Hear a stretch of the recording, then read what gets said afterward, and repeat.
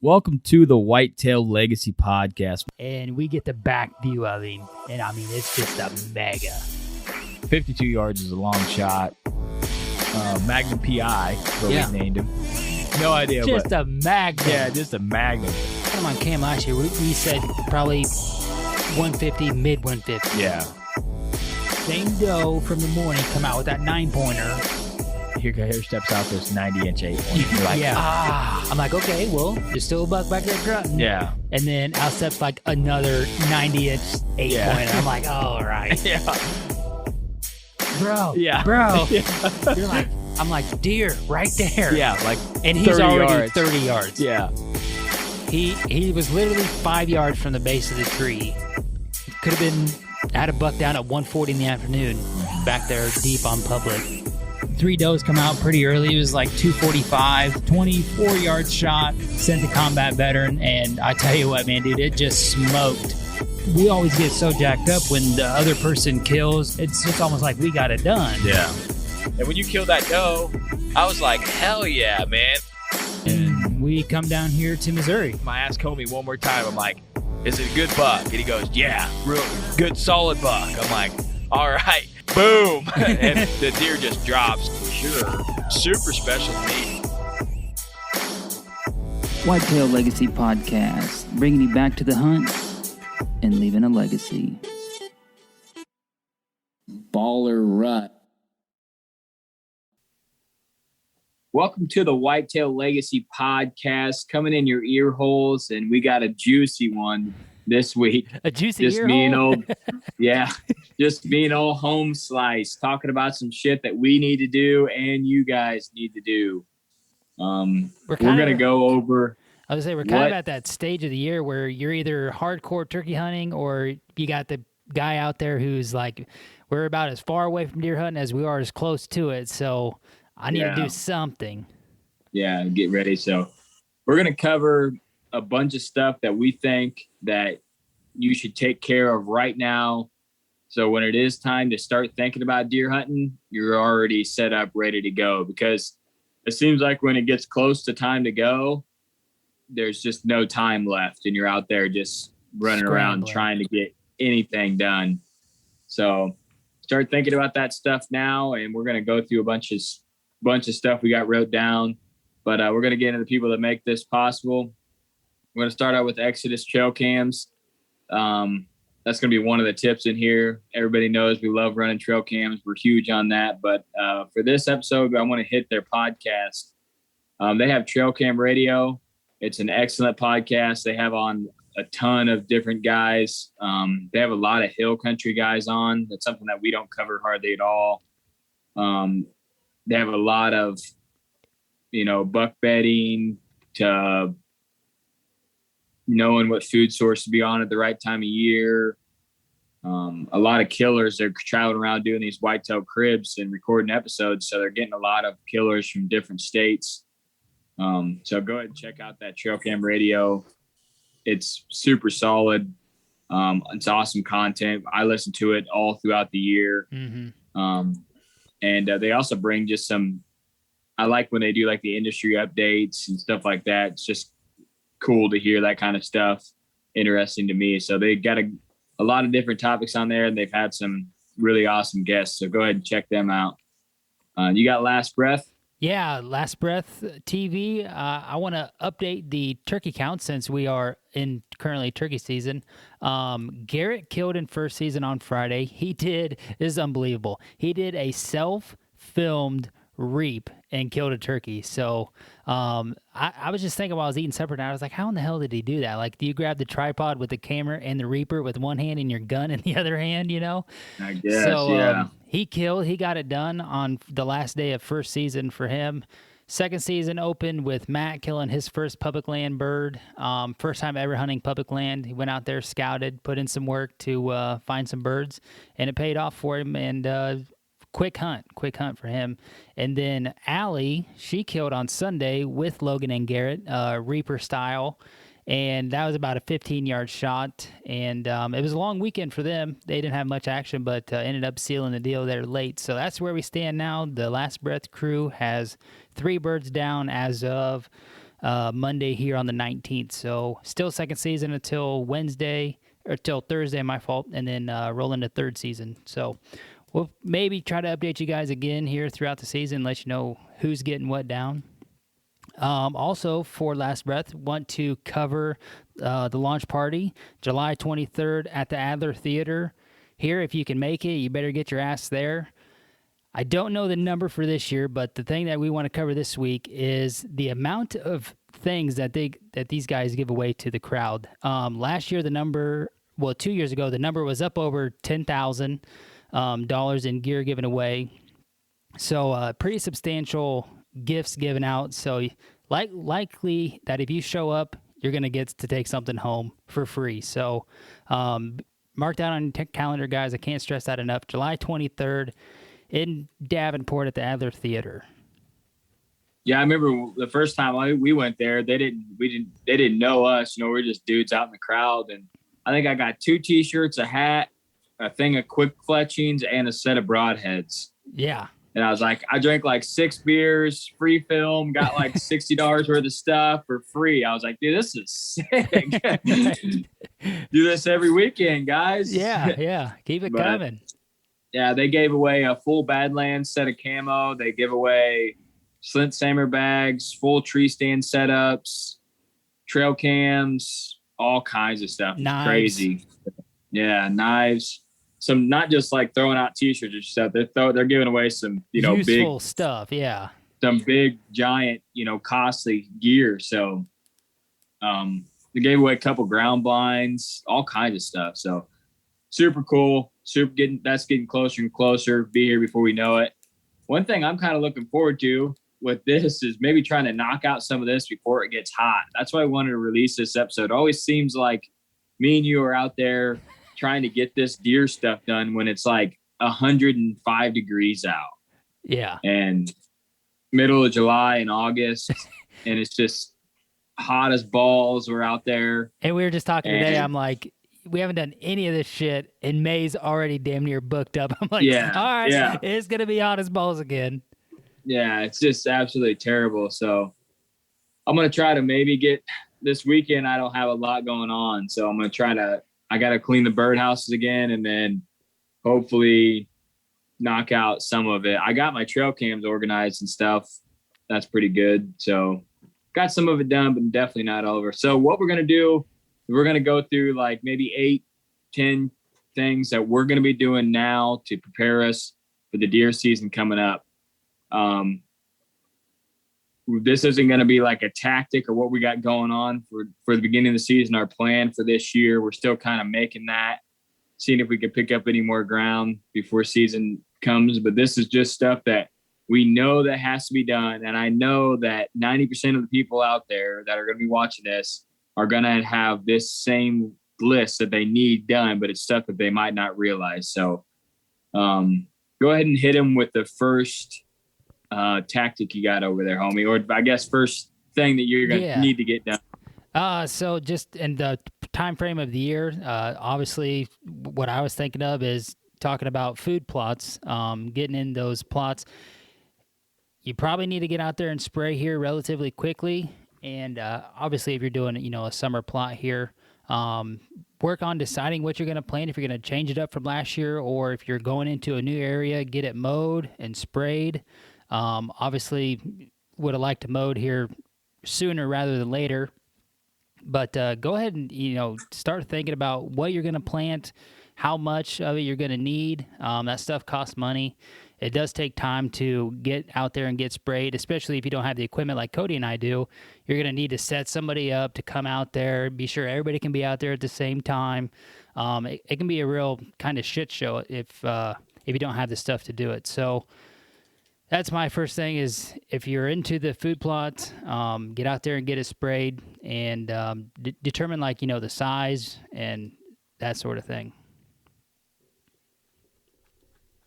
Yeah, if you are going to do even a fall plot, you need to make sure and get out there and decide if you're going to do anything. Get a soil test, soil sample. Now that's a good thing to send in. See if you need any lime out there or anything like that. take care of that now before you're like, oh, I'm going to plant this. And then you go out there and your pH is all messed up and now you're behind the game. You plant it. If you get that stuff out there now, let it get in the soil. It's going to be way better. You're actually going to get a pretty good stand. We're going to do a secondary plot on the property this year.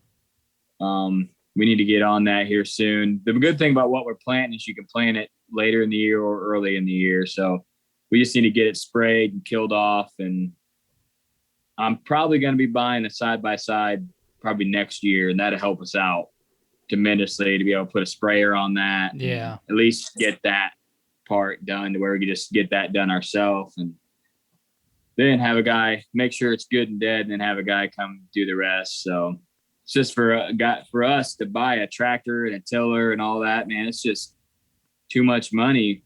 It's just insane what it costs to put food plots in. You got to know a guy, and we know a guy, but he's Logan. He's been coming down and doing it. He lives so far away. I think we found a closer guy this year. Go ahead and knock it out for us, and hopefully we can get a little better stand of beans and go from there. So second thing I want to talk to you about, guys, is something that kind of goes along with the food plot. We talked to our landowner and asked him when we could plant that second plot this year. He said, go ahead. So this is a good time. If you got a lease or if you got permission, go talk to that person or send them a message and say, hey, just checking in on you guys, seeing how it's going. Is there anything that needs done out there? Having deer ground is something that I think when, like, just kind of in your situation, homie, we just had the last couple of days, when people have it, they forget how awesome it is. They don't realize what they got. They don't understand that, oh, I got this 240 I can just run around and rip on and do whatever I want, They don't realize that it could be gone in a minute. So it's always good to double check those landowners, just talk to them. Don't even have to be about hunting. You can just send them a message and say, hey, how's it going? Just wondering how, your spring's going. If you're out there turkey hunting, maybe knock on the door. And that's a good time to talk about, if you don't have permission to do whatever you want, to talk about, hey, I'm thinking about putting a second plot in, or, hey, I want to trim up a bunch of stuff to be able to put a box blind over here or something, stuff that you need to get done now instead of a month before season. You're trying to get a hold of the guy, and he's a lot of us around here, they're out in the fields, they're picking and shit's getting ready to rip about time season comes. They ain't got time to be like, to talk and go walk something. If you need to mark something out and say, hey, I want to plant this over here, kind of like we did. He wanted to know where I wanted to plant. If I had to go out there while he was in, picking, it would have been a disaster. So talk to your landowners, and also talk to your hunting buddies. If you got a guy that you hunt with, kind of talk to them, if you're hunting in a group, and see if anybody has any plans of doing something radical that's going to mess up what you guys got going on. Maybe a guy's thinking about moving in an area and you're thinking about moving in on the same area. And then when hunting season comes around, you guys have stands 200 yards away and you didn't even know you both were in there. So talk to them and kind of make a plan with them of what you got going on, or see if they want to go in, pitch in like us. We 50-50 our plots and kind of make a game plan. It's always better to work together with someone anyways to get a better idea of what you got going. So what's another thing you got over there? Is kind of something that we talk about more like during the last season is new stand placement, or shifting a stand. If you don't like the way it's leaning on the tree, you can go up or down, throw on another stick or another screw-in step if you need to get up, or just totally move the stand if you want to get into. You've seen the deer slightly altering their patterns. Just move to a whole new tree. And this kind of come up in my brain when I was writing these notes down, because we have a stand that we've had in this tree for 2 years now, and it's a money spot. It's just not the right tree anymore. We need to move literally 8 yards, 10 yards to this other tree on the corner, and you wouldn't think that 8 yards is that much, but it's going to give us better access. It's going to give us better shooting, and we're going to have a little more back cover just by moving that far. So and it'll give us a little bit more time before the deer is right on top of us. Yeah, we can actually Extra see 8 yards. Yeah, we can actually see where they're coming from instead of them, just coming right up from the back side. So boom, they're right there. Yeah. So that's something that you can get done right now, and it's not really too green out there. We just learned that turkey hunt, unfortunately. It's not too green out there. You can still kind of get a decent feel for how it's going to be, but so you can get some shooting lanes trimmed. Obviously, you're going to get your main shooting lanes done. And one thing I put down here, then check again late summer. I think that's something that we kind of dropped the ball on, but by our second hunt, we've got all it takes is one deer to come in and be like, oh, well, I wouldn't have been able to shoot him. I'm going to axe this, axe that, boom. Yeah. And then you're good, So maybe late summer, just double check, but definitely after a couple hunts, you're going to have it dialed in there. Yeah, that's something. If we do move that stand, we're going to have to trim a bunch to get something to shoot towards the east there in case something crazy happens, and there's something. We've seen bucks cruise the backside of that. Yeah. And that's a pretty thick tree, so you're gonna have to do some substantial trimming to get up in there. But that's something we need to do. We need to get maybe one stick higher and get up in that tree, have plenty of back cover, and be able to shoot all the same stuff. Get that plot in there, make that kind of little honey hole spot. We ran the trail cameras there, and then we moved the trail camera 10 yards. Got a bunch more data, and that makes you think, well. And then you just got that edging wind there, that 8-10 yards further back. If you got that northwest, it's just barely edging you a little bit better than if something did come up in there. Because we hunted that a lot of times on kind of a sketch wind where we're like, man, they're going to be on the line. Yeah, you just hope that you're up high enough, which it's questionable if we are, that it just goes right over them because they're so damn close to you. And now, that's kind of out of the question. We'll be way better, just like you said. Yeah. So that's definitely something to do. And then we got the one down in the creek that we hunted, and you hang a stand, you think you're solid, but then, like you said, a deer comes in from a different way that you might not think, and you couldn't get the shot opportunity. Or you see a deer go past, and you're like, okay, I got to get something going on here. So we need to get to that tree. Mm-hmm. That's a tree that I think we need to hunt more in October on the south, and just get in there and try to hunt it. I don't think we've ever hunted that thing in October. No. So need to try it this year. I feel like they work that creek a lot more than we do. We need to get some shooting there on that backside. And I think we need one on the south side of the tree and one on the north side of the tree as far as the shooting lane goes. Yeah, so do I. Be able to shoot the creek and then shoot further out into the road there just in case something's edging us. So but hopefully we could shoot all the way across to the other side of the creek there, a 45-yarder or so. But I feel like especially in October, I feel like if something's working there, they're not going to be on the gas wide open running around there. They're just going to probably stand down there at that creek, check some shit out because the food plot's going to be right there. Oh, I'm going to see what's in the food plot. Okay, I don't see anything up there. I'm just going to work north then. And you might have to shoot them right there. Yeah. Yep, for sure. I think that we talked about trying decoy, and that's a perfect spot for a decoy. Put a decoy out in that plot. The perfect spot. Yeah. Get one fired up on a scrape there or something. One thing about that property is we should have a ton of shooters. That we had a ton of border lines last year, and a few shooters, so there should be a bunch of solid bucks there this year. So it has been like the traditional transition. Like first year we were there, had like 2 shooters, a bunch of small bucks. Last year, borderline, maybe a handful of shooters, and then hopefully this year, just like you said, we got a couple of them, three with 3 years of history. Yeah. So excited about that, but get out there, check those stands. If you got the stands that you already hung, get up in there, look around, make sure your straps are good. But then if you're hanging a new stand, especially, really think about where deer might come, trim some stuff, but don't get too carried away. Make sure there's a little bit of cover. And then like homie said, first, second hunt, you're going to realize what you actually need, but at least get a good start. You can always trim some little stuff out there, but if you got to whack a tree, we've done that where you got to whack a pretty good sized tree with a handsaw. Brutal. You want to burn your shoulders out. Yeah, hand saws will burn you out. We put some heck of work in with those, but that's something we're gonna try. We're gonna try to do less hanging hunts this year and more. We're actually gonna try to have some stands hung on the public, just to make it a little easier on ourselves. And we're still gonna do a lot of hanging hunts, but we're gonna actually try to have some stuff hung. I'm gonna hang some stuff out at the urban piece.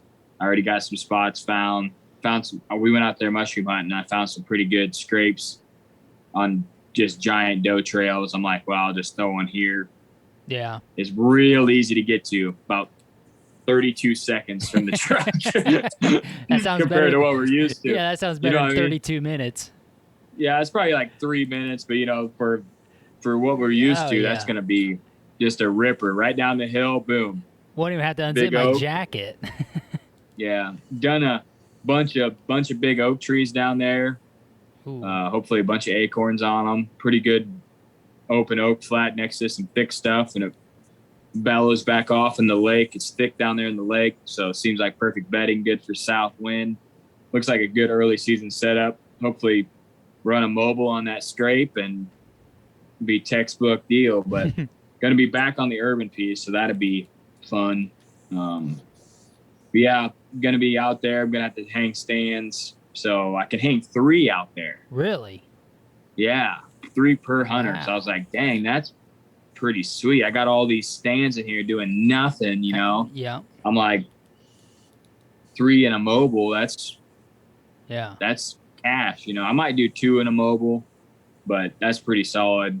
Get in there where I got hunted all those does a couple years ago. Hang one there, hang one at that spot, and then have my mobile to bounce around on. But yeah, you get 3 stickers, so nice. That's pretty sweet. But all right, what else you got over there?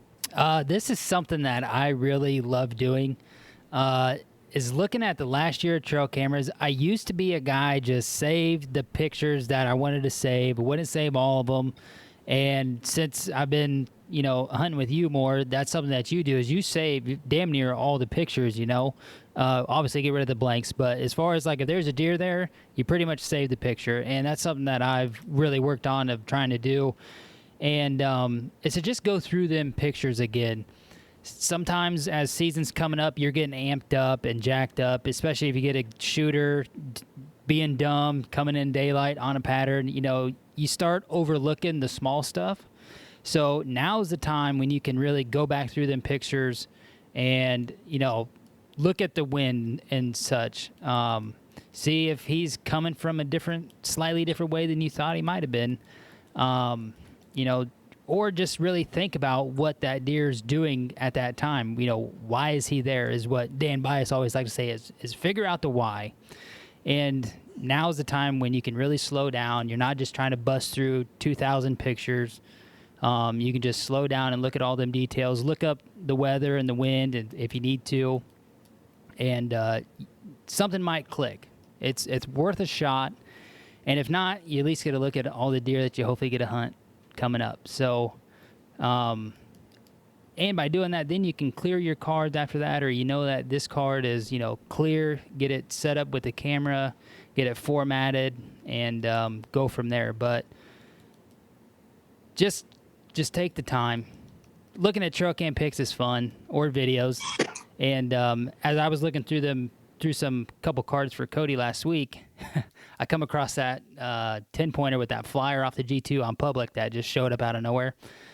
And when it first popped up on the screen, I was like, damn. And I was like, what deer is that? And then he finally lifted his head up and turned, and I seen that kicker. I was like, shit. I kind of got me jacked up there for a minute. I was like, all right, I see you. So, yeah, it's just cool for me to go back and look at stuff like that. And it'd be crazy if a small detail now, just by doing that, would put you in a position to be successful this fall. It'd be pretty cool.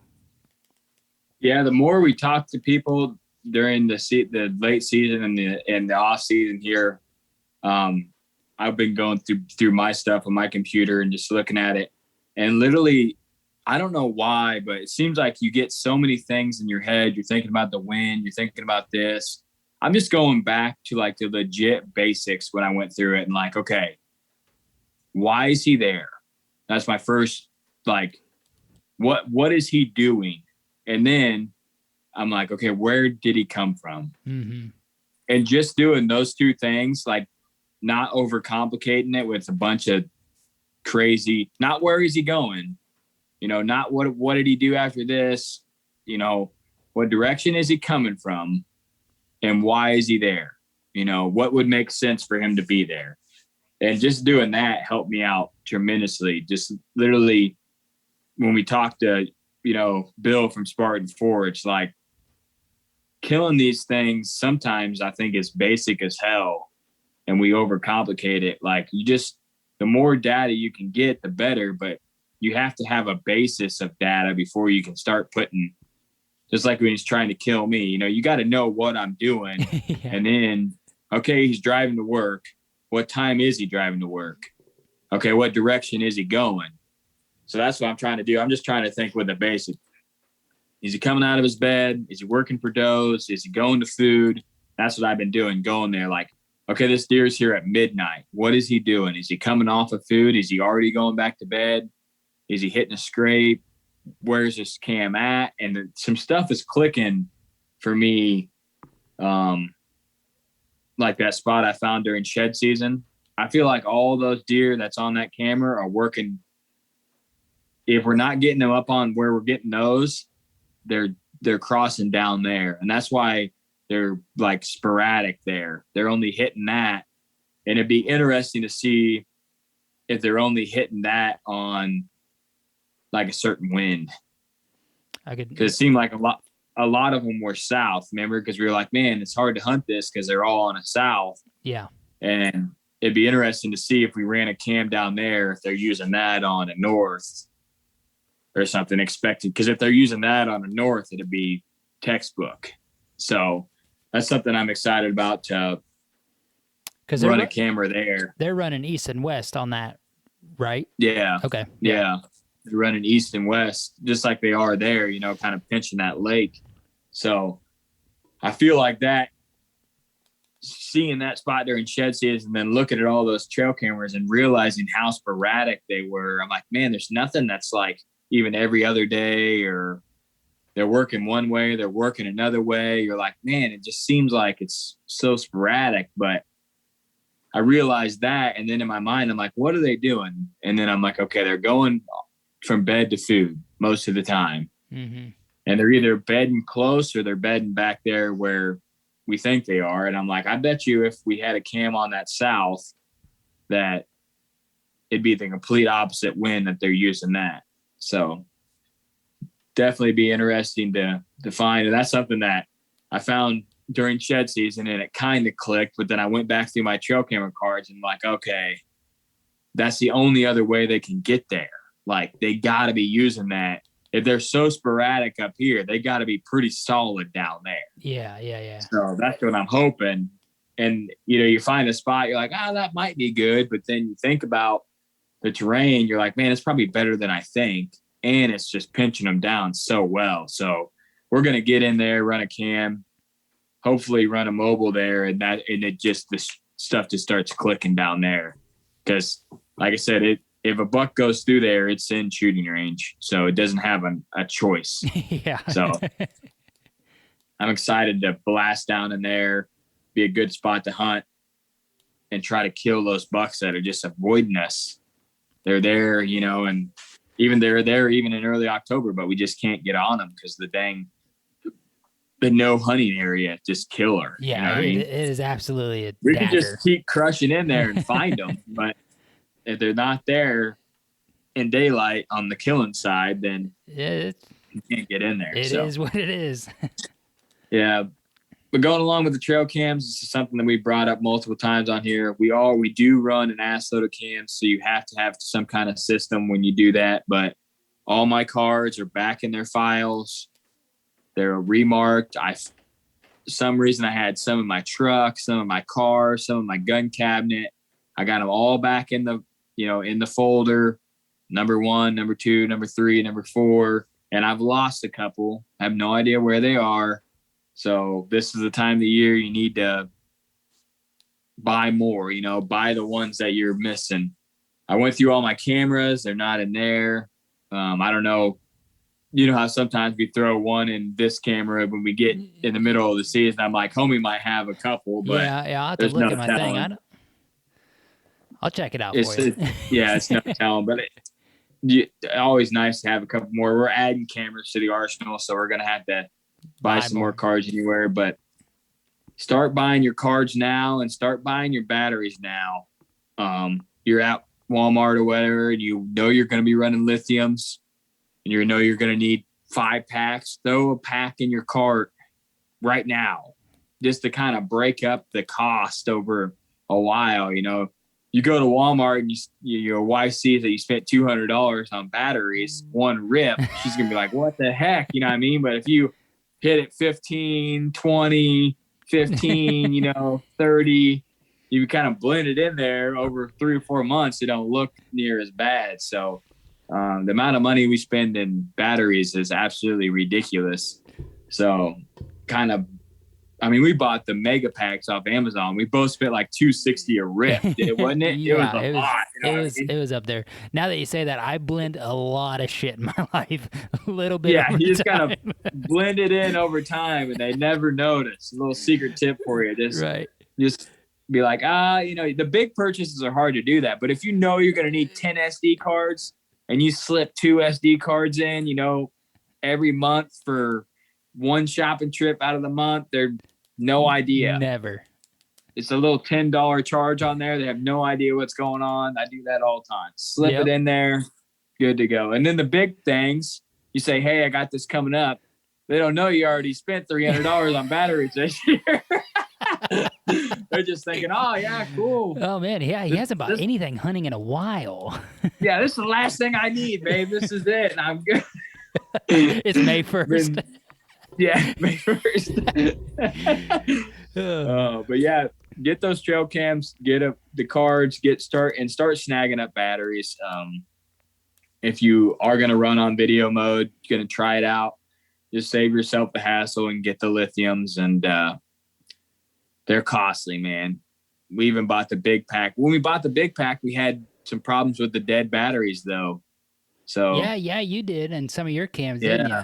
Yeah. I had a lot of batteries that were bad, so that's why we got that battery tester. And I was like, "What the heck, man? You buy the big pack of lithiums, you think you're going to be solid, and 7 or between 5 and 7 of the 100 aren't no good." Mm-hmm. So, but I even got some bad ones in the like the 14 or 15 pack or whatever. So, definitely challenging. And there's nothing worse than going to a cam that you think is going to be fire, and it took 6 pictures because the batteries died.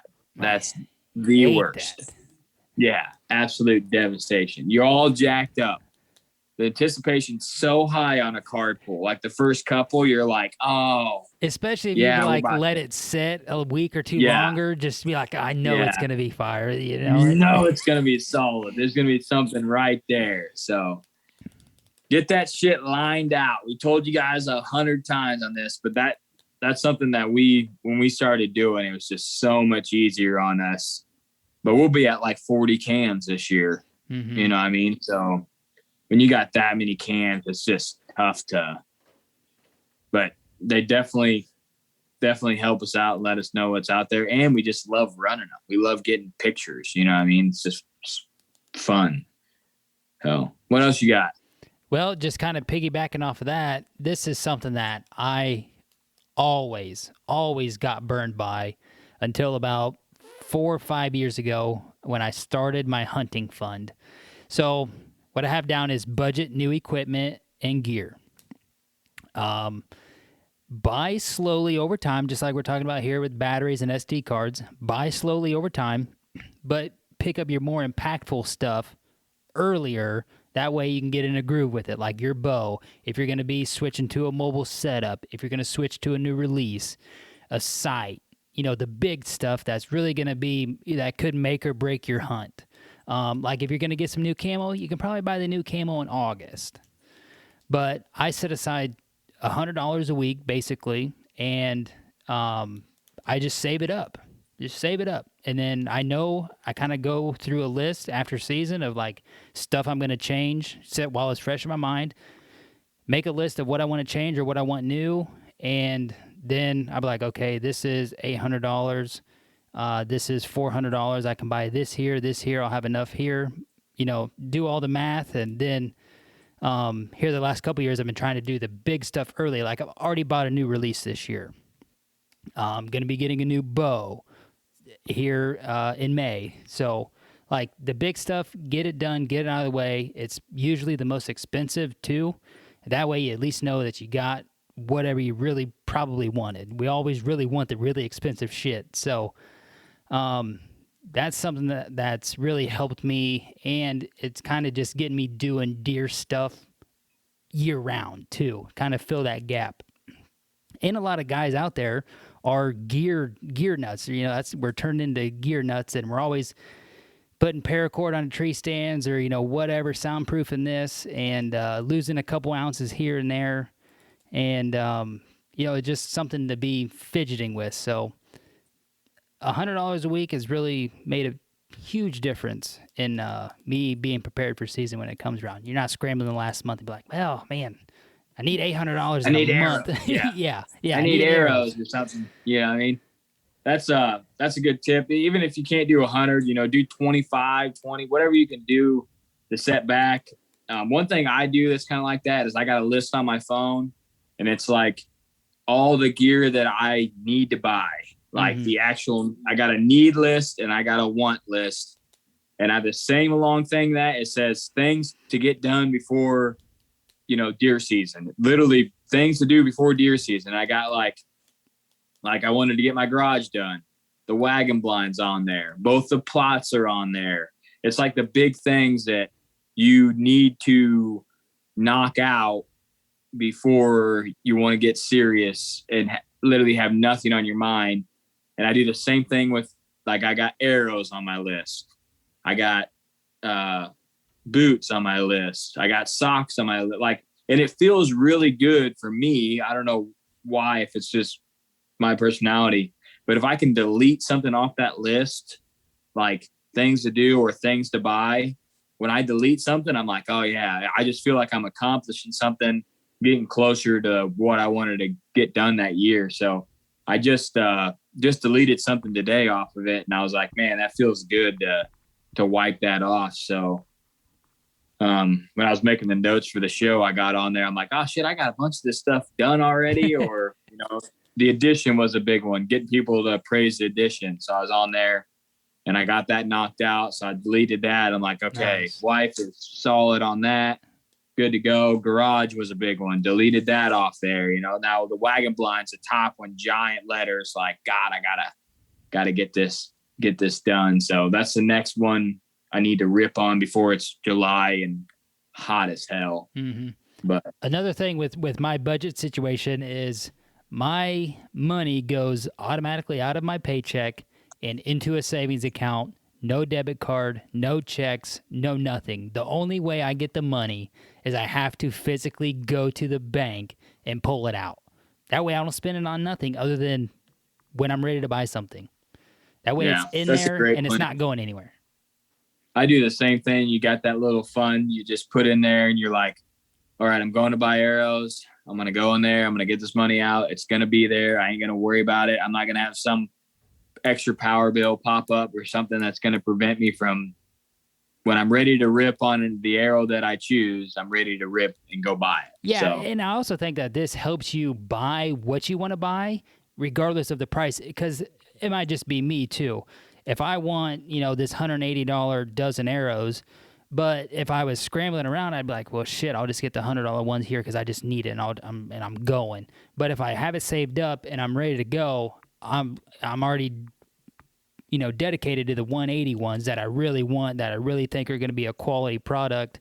And that, just goes for anything, but might just be me and how I do it. But I feel better about spending it when I have it saved up. Yeah, I feel the same. It's not like it's it's something you've been working for. So it's almost like a reward. You're like, hey, I saved this money. I'm going to actually get what I want instead of just doing what's good enough because this is what I got right now. Mm-hmm. So another thing that we're both doing, and this is the time of year to think about it, is we're both getting different guns for gun season. So a lot of people aren't even remotely thinking about gun season right now. They have no idea what's going on. They're not thinking about shooting their gun. They're not thinking about buying a new gun, whatever, a new scope. They might have been thinking after second shotgun season last year or rifle season somewhere. They're like, man, I'm tired of this.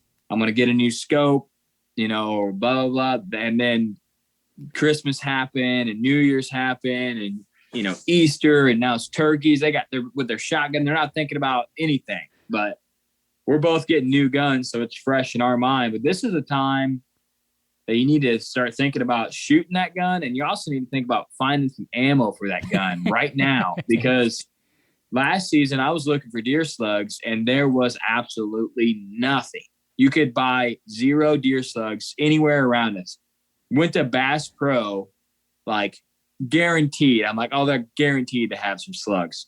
Not one slug anywhere at Bass Pro. I'm like, how in the hell can you go from the Bass Pro that's got 8 rolls of shotgun ammo? It has no slugs. But, bro, I remember your ammo situation when we were in the wagon blind together. I was like, all right. Yeah.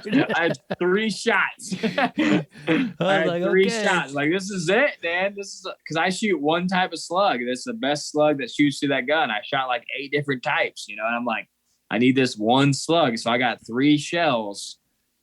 I don't like to use shit I don't know solid. Yeah. I just wanted to be what I know works good. So I was down to 3 shells, and right now I went another box, so I got another 5, but I need to buy another 5 and then I don't have to worry about it. I got it, so something that you need to be thinking about right now.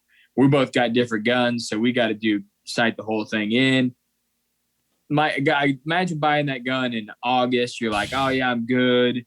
4th of July comes, and then October's here. You're hunting, and then you're like, shit, it's gun season. And it's 3 days before season. You're out sighting that thing in. Probably be sleeting or something stupid. Yeah, something dumb, cold. Yeah, you won't want to be just out there. like me when I was shooting my muzzleloader last year. Like 2 days, I gotta make sure this thing's ready to rip. That's fine, but you need to shoot it. And we're getting some guns that we can reach out there and touch them. So we need to make sure that we're really proficient with those guns. So you need to start doing that now. Same thing goes with your bow. Anytime you can shoot your bow, it's a good time to shoot your bow. Absolutely. Even if you got time to shoot 1 arrow or 15 arrows, there's never a bad time to shoot your bow any time of the year. Just if you got a second, you're feeling it, go shoot it. But yeah, a lot of people think about the bow, but they don't ever think about the gun, and so sometimes if you had practice with that gun and you could shoot 150 yards and there's one out there, or you haven't practiced with it and you're like, all right, I'm not shooting past 100. And then you got to let something walk because you're not comfortable when you could have went 3 times when you had nothing going on a Sunday morning and went and shot, but you decided not to. And now it's season. You're like, well, I'm limited to 100. That's all I'm shooting. So I don't know if it was Lemansky or Jeremiah or somebody. They do a 1-shot challenge. Is you just pick up your bow, cold shot, 1 arrow is all you get. I mean, because that's what you got when you're hunting, and it is a great idea. And I've done that. I did that last year. I'll do it.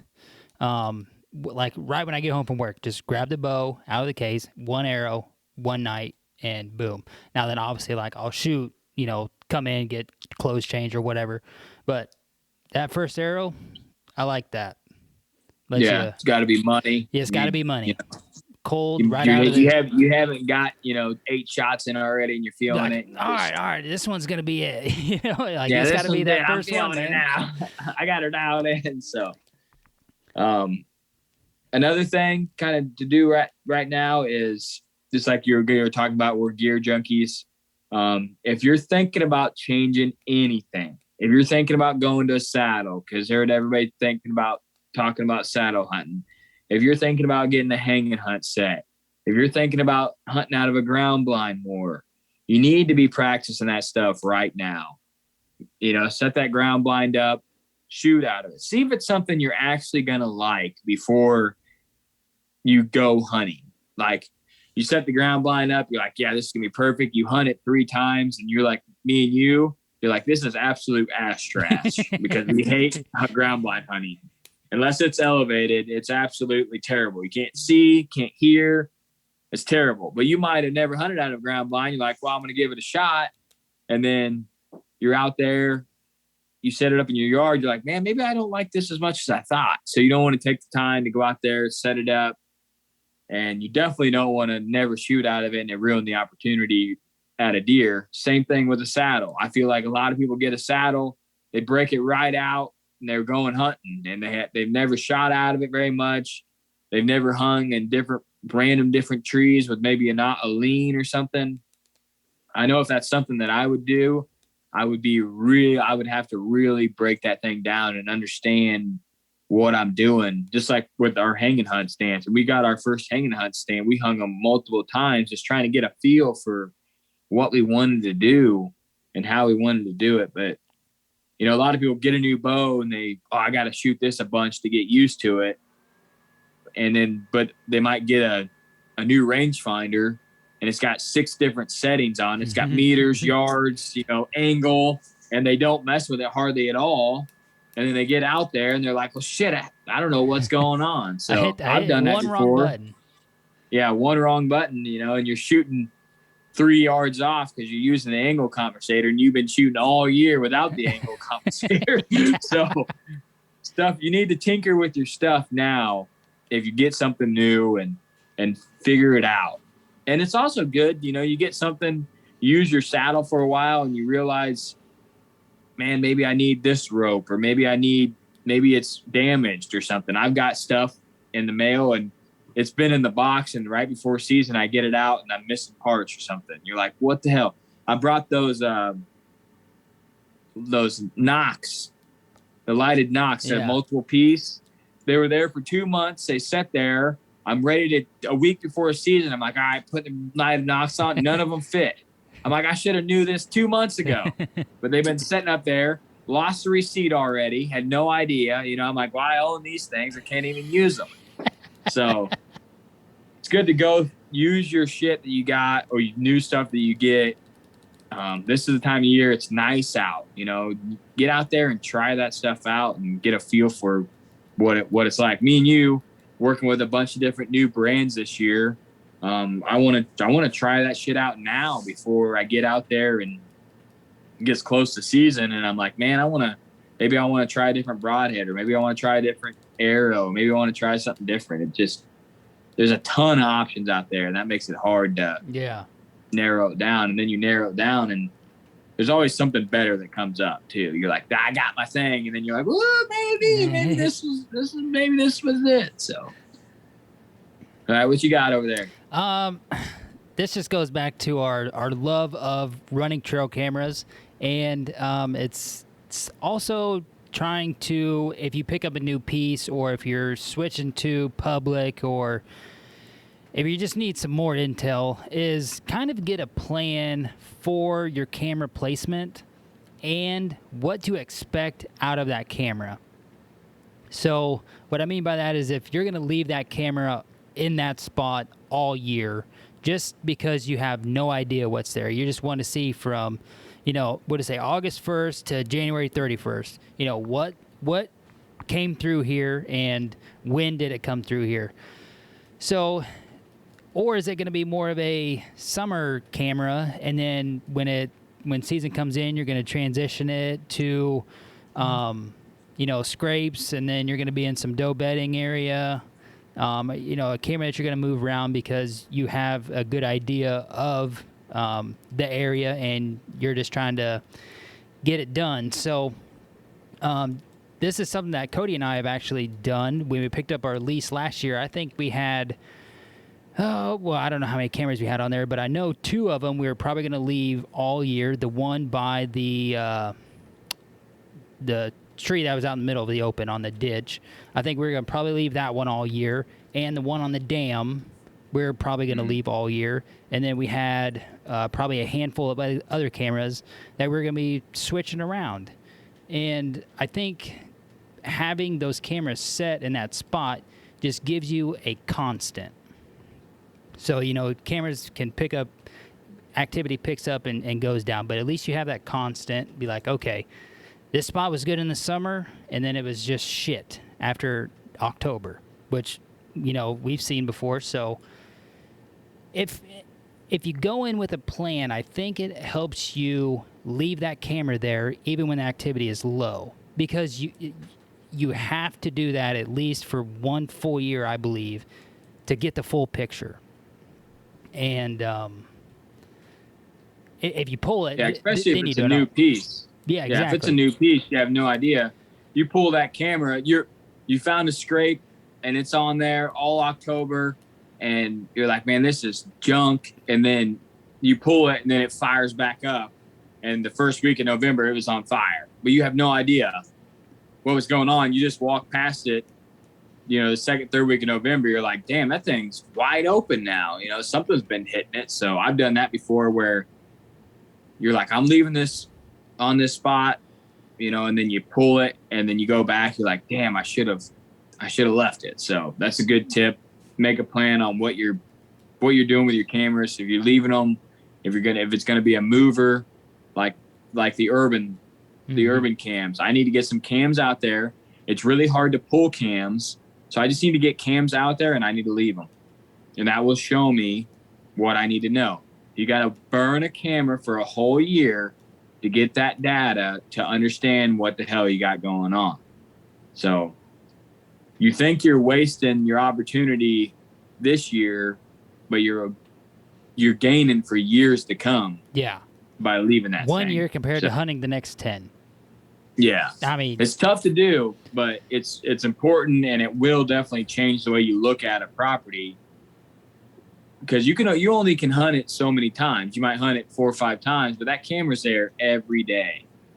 At night, it's there. So even if you get a picture of a buck at night, you're like, okay, well, there's a solid one in the area, but I ain't seen him when I'm in here hunting. So maybe I do need to move it now. So definitely something that I need to do on the new piece. Because when I was running cams out there, they were I was all over the place, right. Everywhere. Right. They were everywhere. I couldn't keep up with you, bro. Couldn't keep up with you. Week sets over here, week over here, week over here. So, and then the challenge of pulling them there is so tough because you got to sign in, sign out. If you had one there, it's just there. Like, I'll get it in mushroom season. It's cool, Yeah. Or just pull it. Mushroom season, they said you could walk it whenever. It's open. I was like, oh, sweet. So I'm going to do all my scouting and stuff then. Yeah. Just go walk. So I guess shed season is just rip too. But it sounds, they said as long as it's not deer season, you can be out there whenever you want. I was like, sweet. So October 1, you would have to start signing in and out. Yeah, you have to start signing in and out if you're actually hunting. So, and they said if you're like hanging stands and stuff like that before season, they want you to anything hunting related. Gotcha. So, but yeah, that's something that I definitely need to do. I had something while you were talking, and then you got me off topic. But you got another one over there? Yeah, I got 2 more. First one here is not talking to everybody, but maybe shed like 20 pounds. Get in a little bit better shape. One thing bad about being in a little better shape is you got a little less fat on you, and your ass is cold. Something that Cody and I have learned here over the past couple of years. But just you're going to be mentally tougher if you went through the process of trying to lose 20 pounds. You're going to feel better. You're going to be able to climb a hill better, drag a deer out better. Pulling your bow back, you're going to be a little bit sturdier. It's going to be coming back a little bit easier. Just 20 pounds it's a lot. It's going to take a little bit of work, but it's going to feel damn good when you're down 20 pounds. And one thing that I've noticed the most about losing weight is my limberness is back. Like, I've never been as limber as I am now. Stepping over a log, jumping a creek. Well, I'm still terrible at jumping a creek, but, just out there walking around, you just feel good. You just feel light on your feet, and that makes you really feel good out there. So, along with that mental toughness, it gets you through a long day of hunting in the rut. If you don't have anybody out there to bullshit with like Cody and I do, them days get long real quick. So, that's I could talk an hour or so just about the mental side of doing that, but shed 20 pounds and you're going to feel great. Yeah. I think that's awesome. Shed 20 pounds is a good roundabout way to say it, but just get moving. That's what you need to do. Just get, like you said, get more limber, get active. Great time of the year to do it. And it's not only going to help your deer hunting, it's going to help out everything, you know what I mean? But it's definitely going to help your deer hunting. It's going to make you be able to, like you said, go a little harder when it's time to go hard. So I remember what I was going to say. All right. I did it last weekend. There's something that you do is I went through, and this is the time of year we start getting the damn wedding invitations. So I went through and I asked my wife, I said, give me every wedding, birthday, anniversary, whatever we got going on during deer season that's planned right now. And I got one so far. I'm like, yeah, this is solid. But anyways, I've had years where I got like 5 weddings. Yeah. So just a good time to start marking that shit down and understand that, like, okay, October 12th, I'm not hunting that Saturday because I have to be at this wedding.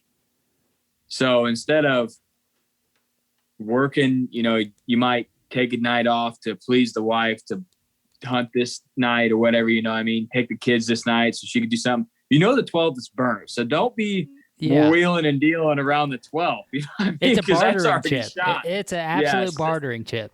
Yeah. So you're already like, hey, I did the wedding on the 12th, so I'm good. So get that stuff marked out, planned out. And then along with that, if you do have any vacation time, start thinking about when you want to use that. If you are going to take a week or 2 weeks or, do long weekends, whatever you're going to do. But those weddings and anniversaries and kids' birthday parties, when you start having kids, and I hate it when the dad comes to your birthday party. So you're like, damn it, I got to go to his kid's birthday party now.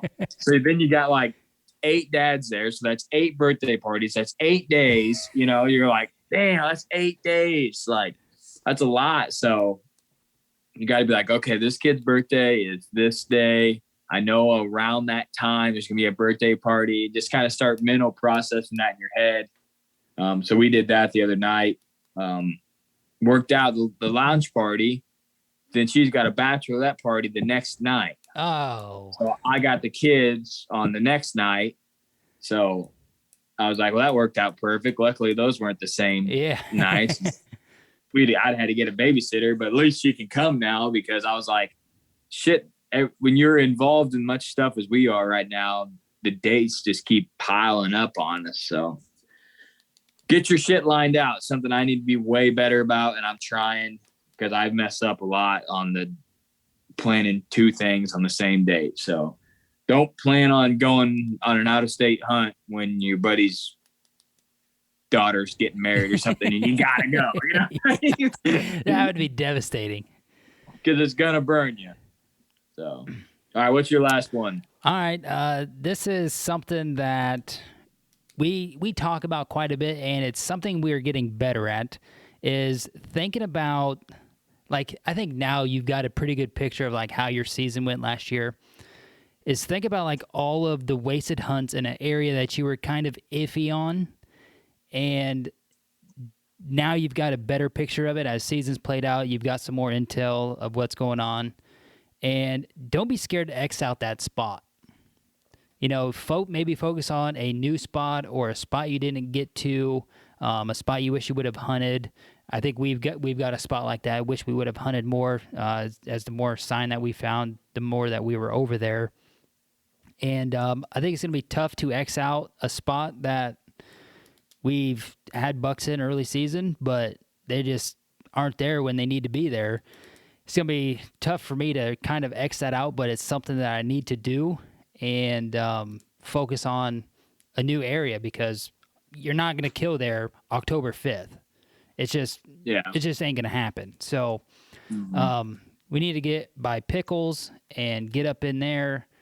And that's something that, Cody and I, we really want to kill in October. Like, we feel like if you kill in the first 2 weeks, like, you are really, really beat that deer. And it can be done. Cody's done it 3 times. I've been close to doing it in the first 2 weeks. I killed on the 23rd. So, I mean, you can do it. It's just, you got to be able to get over, just like me, get over that old spot or that spot that you really like and get into a new spot and figure it out. So you have to stop depending on the what ifs and just go with like the best case scenario. Yeah. Like, man, what if West Side just comes in, Yeah. No, like, we got the fire sign over here. We know Pickles is daylight, way better chance of him daylighting over here. You get a picture of a buck. He's not daylighting every day, but you got 2 pictures of daylight of him, and then you have no pictures of the other buck, but you want to kill him more. You're like, I'm going in on him, going in. And that's something that we need to stop doing. And then we're completely changing the whole entire way we hunt this year after last year. Like the areas that we hunt and the time that we hunt them. The permission property is going from no October to gangbang October. You know what I mean? It's completely changing. The public is going from, we're covering this whole thing and really trying to figure it out, to where we're shit canning 85% of it, targeting about 3 areas, So definitely changing the way that we go about things. But we got so much work we need to get done out there. It's not even funny. We got to get on that shit. It's just always time. That's the biggest problem. The kids, we say it all the time, but when people start filming and running a podcast and start having multiple kids, they're in for a rude awakening. It gets insane. I went turkey hunting and made my kid's soccer game by 3 minutes the other day. So it's just, you got to play right on the edge of making it happen. You got to take every second you got. Exactly. So, well, hopefully you guys picked up something that you can use in this episode. A lot of this stuff, like you said, we got to do still. But we're thinking about it now. We're going to start plugging away at it and start knocking these out. It's a big list now, but if you start doing once a month, one a month, couple a month, by the time season gets here, you're going to have 2 things to do. So something to start thinking about now instead of September, and you're like, shit, I got to do this. And then you're out on your property when you should be letting it chill, just banging it all up, So, all right, I think this is episode 179. And September 20th, when we release an episode, it's going to be like, all right, we still got to do this. Yeah. September 20th, be like, yeah, we got 2 things. Somebody's going to reference this episode right here and be like, you guys said to do this now. Yeah. This is what you should do. This is what we're going to try to do, but this is probably not what's going to happen. But if you got the time, this is what you should be doing. You know what I mean? If you're solid, this is what you should be doing. You might not, we're a little shaky sometimes. So, well, we haven't said it in a while, but the listeners that are listening now, we love you guys. You guys are so rock solid. The numbers are still there, even during the off season when absolutely no one's thinking about deer hunting. We appreciate you guys so much tuning in every day, listening to us. If you have noticed, we kind of cut back on the social media. We took a break from all that. I seen a thing today after we talked that was super cool. This guy posted a video, and he was starting a brush fire, and he was saying, like, someone commented, like, I don't know how you're not famous yet or how you're not viral yet. and he had this brush pile, and he's like, I picked up all this stuff from my yard, and he's like, you know, this is like me just making content. And he's like, I could throw lighter fluid on this and just burn it all up and be done in about 3 minutes.